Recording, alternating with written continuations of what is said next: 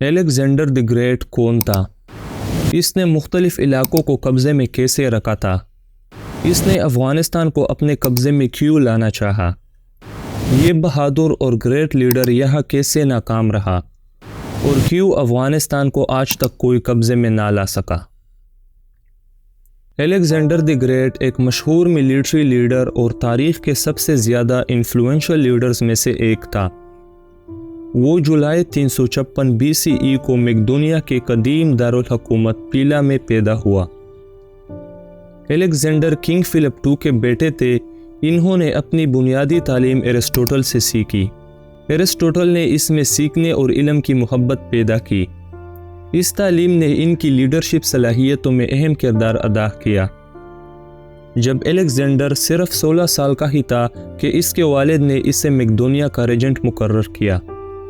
اس عرصے کے دوران انہوں نے ایک فوجی کمانڈر کی حیثیت سے بغاوتوں کو کامیابی سے کچل کر اور خطے میں اسٹیبلٹی کو برقرار رکھتے ہوئے اپنی مہارت کا مظاہرہ کیا۔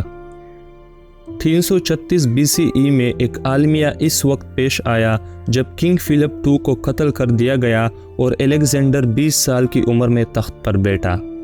اندرونی اختلافات اور چیلنجز کے باوجود اس نے تیزی سے اپنی طاقت کو مضبوط کیا اور حیثیت کو حکمرانی کی شکل میں مقرر کیا۔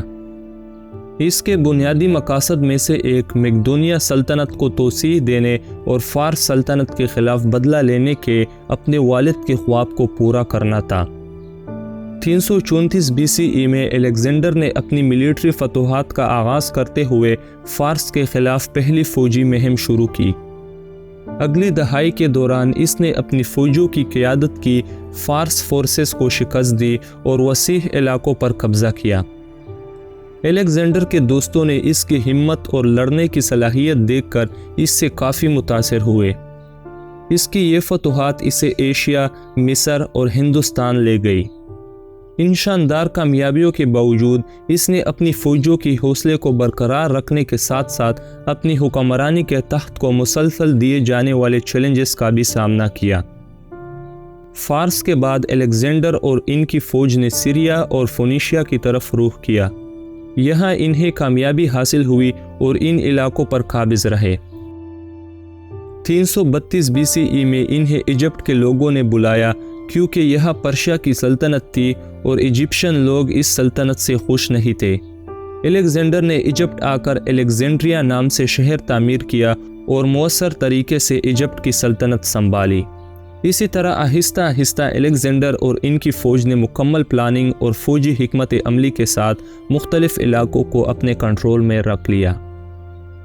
اب سوال یہ پیدا ہوتا ہے کہ اتنی علاقوں کو کنٹرول میں لانے کے باوجود الیگزینڈر نے سوگڈیانا اور بیکٹریا علاقوں کو کیوں فتح کرنا چاہا، جو موجودہ دور میں افغانستان کا علاقہ ہے۔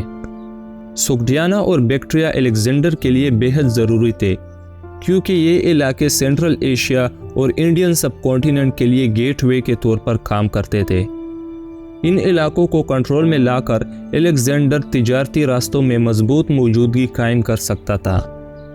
دوسرا یہ کہ ان علاقوں کو فتح کرنا الیگزینڈر کے لیے ایک بدلہ تھا کیونکہ فارس سے لڑائی کے دوران سوگڈیانا اور بیکٹریا کے لوگوں نے فارس کو ہی سپورٹ کیا تھا، لیکن اس کے باوجود بھی فارس شکست کھا گئی۔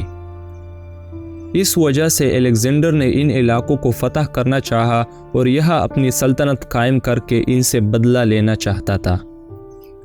اس کے علاوہ سوگڈیانا اور بیکٹریا اپنی زرعی زمینوں اور قدرتی وسائل، معدنیات اور قیمتی دھاتوں کے لیے مشہور تھے۔ ان علاقوں کو فتح کر کے الیگزینڈر ان قیمتی وسائل تک رسائی حاصل کر سکتا تھا اور اس سے اس کی سلطنت اور دولت میں اضافہ ہو سکتا تھا۔